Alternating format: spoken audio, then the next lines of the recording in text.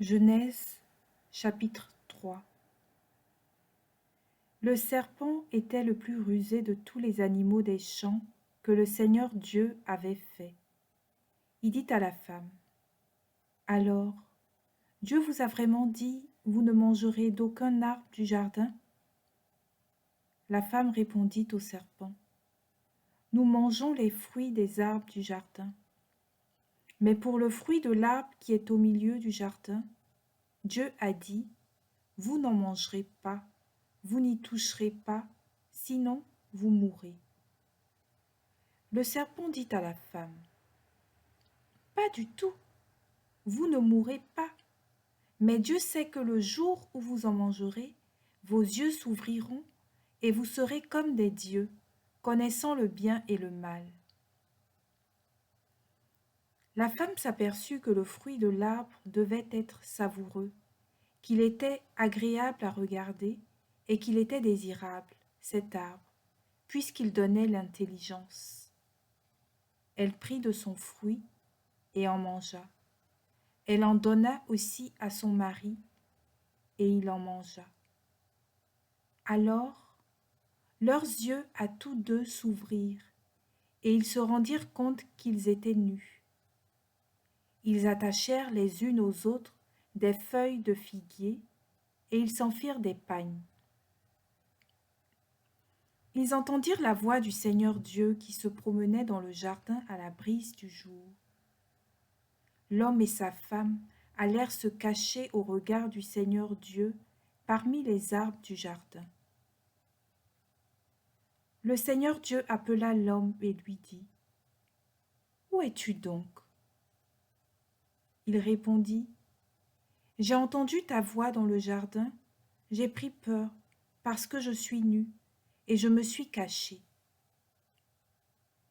Le Seigneur reprit: Qui donc t'a dit que tu étais nu? Aurais-tu mangé de l'arbre dont je t'avais interdit de manger? L'homme répondit: La femme que tu m'as donnée, c'est elle qui m'a donné du fruit de l'arbre, et j'en ai mangé. Le Seigneur Dieu dit à la femme: Qu'as-tu fait là?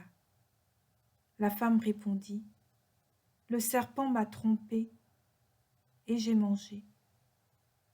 Alors le Seigneur Dieu dit au serpent: Parce que tu as fait cela, tu seras maudit parmi tous les animaux et toutes les bêtes des champs. Tu ramperas sur le ventre, et tu mangeras de la poussière tous les jours de ta vie. Je mettrai une hostilité entre toi et la femme, entre ta descendance et sa descendance. Celle-ci te meurtrira la tête, et toi, tu lui meurtriras le talon. Le Seigneur Dieu dit ensuite à la femme: Je multiplierai la peine de tes grossesses. C'est dans la peine que tu enfanteras des fils. Ton désir te portera vers ton mari, et celui-ci dominera sur toi. Il dit enfin à l'homme: Parce que tu as écouté la voix de ta femme et que tu as mangé le fruit de l'arbre dont je t'avais interdit de manger, maudit soit le sol à cause de toi. C'est dans la peine que tu en tireras ta nourriture tous les jours de ta vie. De lui-même, il te donnera épines et chardons, mais tu auras ta nourriture en cultivant les champs. C'est à la sueur de ton visage que tu gagneras ton pain, jusqu'à ce que tu retournes à la terre dont tu proviens, car tu es poussière, et à la poussière tu retourneras. L'homme appela sa femme Ève, c'est-à-dire la vivante, parce qu'elle fut la mère de tous les vivants. Le Seigneur Dieu fit à l'homme et à sa femme des tuniques de peau et les en revêtit.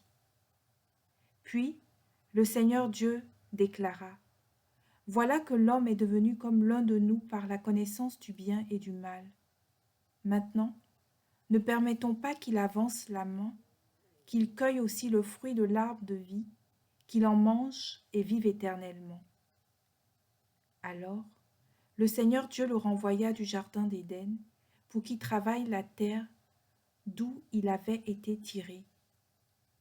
Il expulsa l'homme Et il posta à l'entrée du jardin d'Éden les kéroubim, armés d'un glaive fulgurant, pour garder l'accès de l'arbre de vie.